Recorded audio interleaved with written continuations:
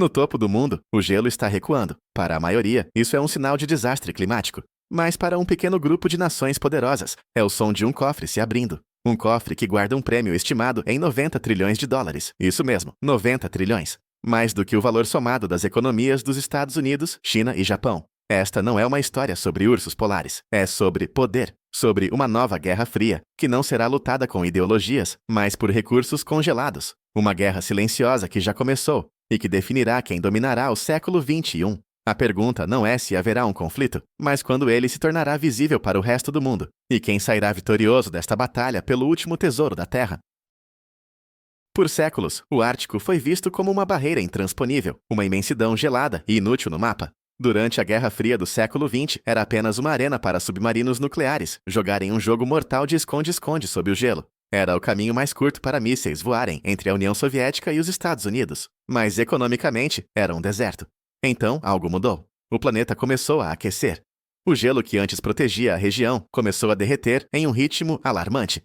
E, de repente, o que era uma fortaleza de gelo se tornou um campo de oportunidades. As nações que fazem fronteira com o oceano, Rússia, Estados Unidos através do Alasca, Canadá, Dinamarca através da Groenlândia e Noruega, perceberam que estavam sentadas em cima de uma mina de ouro. E um novo jogador, a milhares de quilômetros de distância, a China, declarou-se um estado próximo ao Ártico, exigindo seu lugar à mesa. A corrida havia começado. O prêmio desta nova corrida do ouro é quase inimaginável. As estimativas mais conservadoras do Serviço Geológico dos Estados Unidos sugerem que o Ártico contém cerca de 13% do petróleo não descoberto do mundo e 30% do seu gás natural. Estamos falando de bilhões de barris de petróleo e trilhões de metros cúbicos de gás, o suficiente para abastecer o mundo por anos. Mas o tesouro não para por aí. Sob o permafrost e o leito do mar estão vastos depósitos de minerais críticos, terras raras, níquel, cobre, platina. São os blocos de construção de toda a nossa tecnologia moderna, de smartphones a baterias de carros elétricos e equipamentos militares avançados. Controlar o fornecimento desses recursos não é apenas uma questão de riqueza, é uma questão de segurança nacional e domínio tecnológico. Quem controlar os recursos do Ártico, controlará as cadeias de suprimentos do futuro. A Rússia, com a maior linha costeira do Ártico, vê esta oportunidade não apenas como uma bênção econômica, mas como seu destino. Vladimir Putin declarou que o futuro da Rússia está no Ártico. E ele não está brincando. O Kremlin está investindo centenas de bilhões de dólares em infraestrutura na região. Dezenas de bases militares da era soviética, abandonadas após o colapso da URSS, foram reabertas, modernizadas e equipadas com sistemas de mísseis de última geração e radares avançados. A frota do norte da Rússia, sua mais poderosa formação naval, agora tem o Ártico como seu playground principal. Eles estão construindo uma muralha de poder militar ao longo de sua fronteira norte, enviando uma mensagem clara ao mundo. O Ártico russo é da Rússia, e eles têm a força para defendê-lo. Para Moscou, esta não é uma opção. Com sua economia baseada em hidrocarbonetos, o Ártico é sua apólice de seguro para o próximo século. A joia da coroa da estratégia russa é a Rota do Mar do Norte. Por séculos, o transporte marítimo entre a Ásia e a Europa dependia de rotas longas e perigosas, passando pelo Canal de Suez ou contornando a África. A Rota do Mar do Norte, que corre ao longo da costa da Sibéria, muda completamente essa equação. Uma viagem de Xangai a Roterdã por esta rota pode ser até 40% mais curta, economizando semanas de tempo e milhões de dólares em combustível. Com o derretimento do gelo, esta rota está se tornando navegável por períodos cada vez mais longos a cada ano. A Rússia está investindo pesado, construindo a maior frota de quebra-gelos do mundo, incluindo gigantes movidos a energia nuclear capazes de abrir caminho através do gelo mais espesso. Eles não veem isso apenas como uma rota comercial, mas como uma artéria estratégica que eles controlam, cobrando taxas e ditando as regras de passagem. Enquanto o urso russo avança agressivamente, a águia americana parece ter sido pega dormindo. Os Estados Unidos são uma nação ártica graças ao Alasca, mas por décadas Washington tratou a região com uma espécie de negligência estratégica. Sua frota de quebra-gelos é pateticamente pequena em comparação com a da Rússia. Enquanto a Rússia tem mais de 40, os Estados Unidos têm apenas 2, um dos quais é antigo e pouco confiável. Isso significa que, em grande parte do ano, os IUA não têm capacidade garantida de operar no Ártico Profundo. Apenas recentemente, com os movimentos ousados da Rússia e da China, o Pentágono começou a acordar.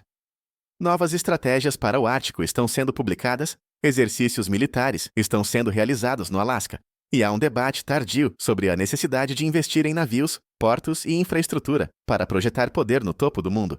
Mas a questão é, já é tarde demais? O Canadá, o segundo maior país do mundo em área, tem uma vasta porção de seu território no Ártico. Para eles, a questão é de soberania. A famosa Passagem do Noroeste, uma rota marítima que corta o arquipélago ártico canadense, é considerada por Ottawa como águas internas. No entanto, os Estados Unidos e outras nações a veem como um estreito internacional, aberto à livre passagem. Essa disputa legal é um microcosmo do conflito maior. À medida que o gelo desaparece, mais navios tentarão usar essa rota, testando a capacidade do Canadá de policiar e controlar seu próprio quintal. Assim como os EUA, o Canadá tem sido lento em investir militar e economicamente na região. Eles enfrentam o dilema de como proteger uma das maiores e mais inóspitas fronteiras do mundo com recursos limitados, enquanto vizinhos muito mais poderosos disputam influência ao seu redor. Mas o jogador mais surpreendente e talvez o mais perigoso nesta nova grande partida é a China. Pequim não tem território no Ártico. Geograficamente, está a mais de 1.400 quilômetros de distância. No entanto, em 2018, a China publicou um white paper oficial declarando-se um estado próximo ao Ártico. É uma manobra geopolítica genial e audaciosa. A China argumenta que o que acontece no Ártico afeta a todos e, portanto, eles merecem uma voz. Por trás da retórica diplomática está uma estratégia de longo prazo e com muito dinheiro. Pequim está construindo sua própria frota de quebra-gelos, financiando expedições científicas e, o mais importante, investindo bilhões em projetos de infraestrutura em nações árticas, da Groenlândia à Rússia, em uma iniciativa que eles chamam de Rota da Seda Polar. Eles estão comprando seu caminho para a região. A estratégia da China é sutil e multifacetada. Eles usam a ciência como ponta de lança, estabelecendo estações de pesquisa que podem facilmente ter um duplo uso para vigilância e inteligência. Eles usam seu poder econômico para ganhar influência, oferecendo-se para construir portos, minas e ferrovias em países árticos que precisam desesperadamente de investimento. Eles se tornaram um grande investidor nos projetos de gás natural, liquefeito da Rússia, na península de Yamal. Para a China, o Ártico é crucial. As novas rotas marítimas oferecem uma alternativa às passagens controladas pela marinha dos EUA, como o Estreito de Malaca. Os recursos do Ártico podem alimentar sua insaciável máquina econômica. Pequim está jogando um jogo longo, posicionando-se pacientemente para se tornar um poder indispensável na região mais importante do século XXI, sem disparar um único tiro. A Groenlândia, a maior ilha do mundo, tornou-se um dos principais campos de batalha desta nova Guerra Fria. Oficialmente parte do Reino da Dinamarca, a ilha tem um governo autônomo e uma população pequena que sonha com a independência total. Essa independência, no entanto, só é viável se eles puderem explorar as vastas riquezas minerais que se encontram sob o manto de gelo que está derretendo. E é aí que a China entra. Empresas chinesas ofereceram bilhões para financiar a mineração de urânio e terras raras, e até mesmo para construir novos aeroportos. Isso soou o alarme em Copenhague e Washington. Os EUA, que têm uma base aérea estratégica na Groenlândia desde a Segunda Guerra Mundial, veem a crescente influência chinesa como uma ameaça direta à segurança. Em 2019, o então presidente Trump chegou a oferecer a compra da ilha, uma proposta que foi ridicularizada, mas que revelou a ansiedade americana. Por baixo da superfície desta competição geopolítica, há uma batalha legal complexa e de alto risco. A Convenção das Nações Unidas sobre o Direito do Mar, ou UNCLOS, permite que os países reivindiquem direitos econômicos exclusivos sobre seu leito marinho estendido, para além de sua zona econômica exclusiva de 200 milhas náuticas, se puderem provar que o leito é uma extensão natural de sua plataforma continental. Isso desencadeou uma corrida científica. A Rússia, o Canadá e a Dinamarca estão gastando milhões em expedições para mapear o fundo do Oceano Ártico, cada um tentando reivindicar a maior fatia possível do bolo. A Rússia chegou a plantar uma bandeira de titânio no leito do mar no Polo Norte em 2007, um ato puramente simbólico, mas com uma mensagem poderosa. O problema é que muitas dessas reivindicações se sobrepõem, criando o potencial para disputas territoriais, que podem facilmente sair do controle. E há uma ironia cruel nesta história. Os Estados Unidos, uma das nações que mais tem a ganhar ou a perder no Ártico, nunca ratificaram a Convenção da ONU sobre o Direito do Mar. Embora sigam a maioria de suas regras como costume internacional, politicamente, eles se recusam a aderir formalmente ao tratado. Isso os coloca em uma posição estranha e desvantajosa. Eles não podem fazer uma reivindicação formal à plataforma continental estendida, da mesma forma que a Rússia e outros. Eles exortam outros países a seguir as regras de um clube do qual se recusam a ser membros plenos. Essa inconsistência enfraquece sua posição diplomática e dá aos seus rivais, como a Rússia e a China, uma abertura para acusar Washington de hipocrisia e minar a ordem baseada em regras que os EUA afirmam defender. O confronto não é apenas teórico ou diplomático, ele já está acontecendo. Jatos russos rotineiramente testam as defesas aéreas da OTAN e dos EUA no Alasca e no Atlântico Norte, voando perigosamente perto do espaço aéreo soberano. Submarinos de ataque de todas as três potências, EUA, Rússia e, cada vez mais, China, patrulham as águas geladas, rastreando uns aos outros em um jogo silencioso de gato e rato. Grandes exercícios militares tornaram-se comuns. A Rússia realiza seus exercícios Vostok, mobilizando centenas de milhares de soldados. Em resposta, a OTAN realiza seus próprios jogos de guerra, como o Trident Juncture, o maior desde o fim da Guerra Fria. Cada exercício é uma demonstração de força, uma mensagem para o outro lado de que eles estão prontos para lutar pelo controle do topo do mundo. O ar está denso com a tensão de um conflito que ainda não foi declarado.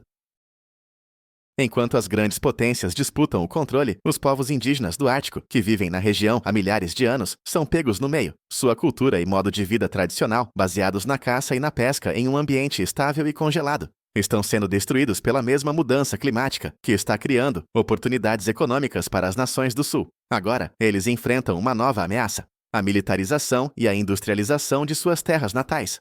A perfuração de petróleo, a mineração e o aumento do tráfego de navios ameaçam o frágil ecossistema do qual dependem. Eles têm uma voz oficial por meio de organizações como o Conselho do Ártico, mas seu poder é limitado em face dos interesses de segurança nacional e dos trilhões de dólares em jogo. Eles são os guardiões esquecidos do Ártico, cujos direitos e futuro podem se tornar danos colaterais na próxima guerra por recursos. A tecnologia é um campo de batalha crucial nesta nova guerra. A Rússia está na vanguarda da tecnologia de quebra-gelos nucleares, uma capacidade que nenhuma outra nação possui. Isso lhes dá acesso durante todo o ano a áreas que permanecem bloqueadas para outros. Os Estados Unidos, por outro lado, lideram em tecnologia de submarinos, com frotas mais silenciosas e avançadas. A China está investindo pesadamente em satélites de vigilância e pesquisa para monitorar o derretimento do gelo e os movimentos de navios na região. A guerra no Ártico não será vencida apenas com soldados e tanques, mas com dados, sensores, inteligência artificial para prever as condições do gelo e embarcações autônomas que podem operar nas condições mais adversas do planeta. É uma corrida armamentista tecnológica, travada em laboratórios e centros de pesquisa, longe dos olhos do público. A questão ambiental é o elefante na sala. A mesma queima de combustíveis fósseis que está causando o derretimento do Ártico está agora sendo vista como uma solução para a economia russa, que depende fortemente desses mesmos combustíveis. A ironia é brutal. A exploração de petróleo e gás no ambiente ártico é incrivelmente arriscada. Um derramamento de óleo, como o da Exxon Valdez no Alasca, em 1989, seria exponencialmente mais catastrófico nas águas geladas, onde a limpeza é quase impossível. O ecossistema do Ártico é extremamente frágil. A poluição sonora do transporte marítimo afeta mamíferos marinhos, enquanto a fuligem dos motores dos navios acelera o derretimento do gelo. A busca por riqueza de curto prazo ameaça causar danos irreversíveis ao sistema climático global, criando um ciclo vicioso de aquecimento e exploração. A Noruega e a Dinamarca, membros da OTAN, encontram-se em uma posição particularmente delicada. Eles são nações árticas com interesses econômicos significativos na região, mas também são a linha de frente da aliança contra uma Rússia cada vez mais assertiva. A Noruega compartilha uma fronteira direta com a Rússia, no Ártico, e observa com crescente preocupação o acúmulo militar do outro lado. A Dinamarca, através da Groenlândia, controla um território de imensa importância estratégica. Ambas as nações precisam equilibrar seus interesses econômicos, que às vezes envolvem cooperação com a Rússia, com suas obrigações de segurança como membros da OTAN. Eles estão presos entre a necessidade de manter a estabilidade regional e a crescente pressão da competição entre as grandes potências, uma posição cada vez mais difícil de sustentar. O conceito de guerra de zona cinzenta é perfeitamente aplicável ao Ártico. Este não é um conflito aberto, mas uma competição constante que fica abaixo do limiar da guerra declarada. Inclui desinformação, cyberataques a infraestruturas críticas, pressão econômica e demonstrações militares cuidadosamente calibradas. Por exemplo, a Rússia tem sido acusada de interferir nos sinais de GPS durante exercícios da OTAN na Noruega. Navios de pesquisa chineses, equipados com equipamentos sofisticados de vigilância, mapeiam o fundo do mar perto de cabos de comunicação submarinos vitais.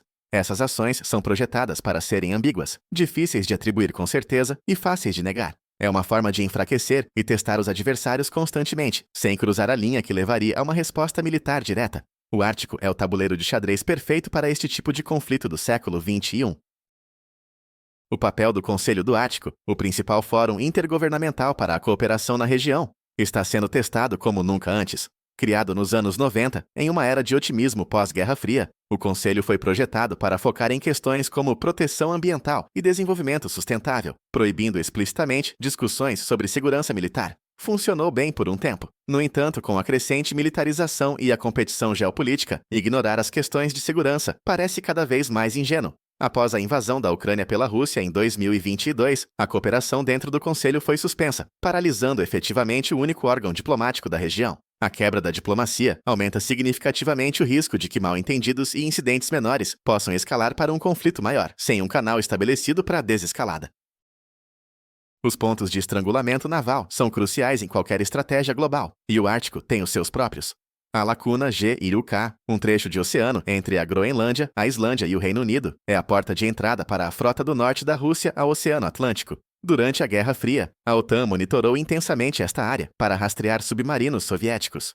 Hoje, ela recuperou sua importância estratégica. Da mesma forma, o Estreito de Bering, a passagem estreita entre a Rússia e o Alasca, está se tornando uma via navegável cada vez mais movimentada e contestada. O controle desses pontos de estrangulamento é fundamental para qualquer poder naval que queira projetar força para dentro ou para fora do Ártico. Consequentemente, vemos um aumento na presença naval e aérea russa, americana e cada vez mais chinesa nessas áreas vitais. O que acontece se um incidente ocorrer? Imagine um navio de guerra americano e um navio de guerra russo colidindo em águas disputadas. Ou uma empresa chinesa começando a minerar em uma área que o Canadá reivindica como sua. As regras de engajamento não são claras. Os canais de comunicação diplomática estão se desgastando. Em um ambiente tão hostil, onde as condições climáticas podem ser tão perigosas quanto o inimigo, um pequeno erro de cálculo pode ter consequências catastróficas. A vasta distância e a falta de infraestrutura significam que as operações de resgate ou resposta a crises são extremamente difíceis.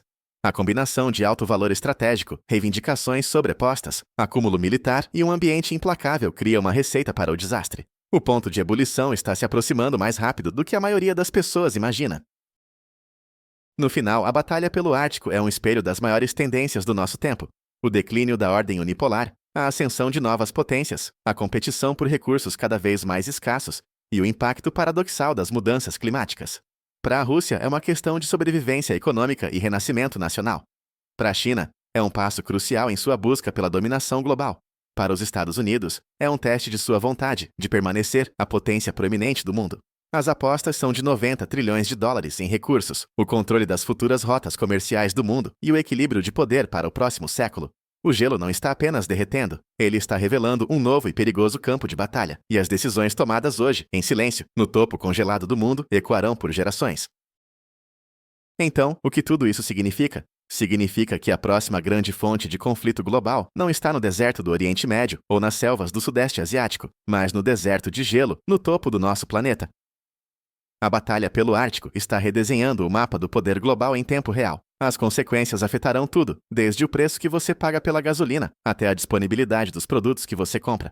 O sonho de um Ártico pacífico e cooperativo está morrendo, substituído pela dura realidade da geopolítica das grandes potências. O futuro pode ser um de dois: uma gestão compartilhada e cuidadosa da última fronteira da Terra, ou uma perigosa corrida armamentista que transforma o Ártico em um barril de pólvora. E, infelizmente, todos os sinais apontam para o segundo cenário. A guerra pelos recursos congelados não é uma questão de se, mas de quando. Quem você acha que sairá vitorioso nesta guerra fria pelo Ártico? A Rússia, a China ou os Estados Unidos? Deixe sua opinião nos comentários.